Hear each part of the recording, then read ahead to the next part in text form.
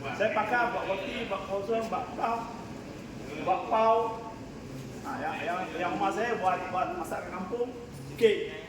Yang ni kitchen adik lelaki, adik roti, saya. biskut.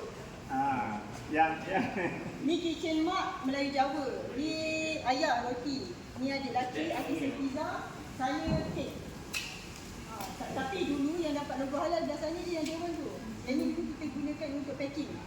Dulu ada mesin packaging. Nanti saya tunjuk dekat sebelah sana mesin packaging semua kita letak satu tempat.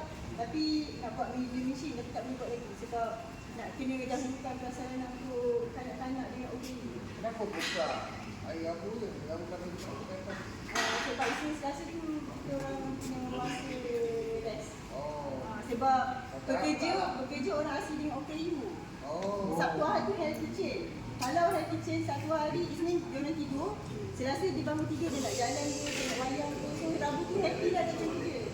Kalau tak happy dia tak happy sebab kita dengan orang yang neurodivergent naik sikit. Tapi kalau dapur, ketua dia adalah family lah. Ayah ketua signature bread, mak ketua Melayu Jawa, adik lelaki ketua artisan pizza, saya buat kek. Adik perempuan tu dia buat inovasi makanan ni.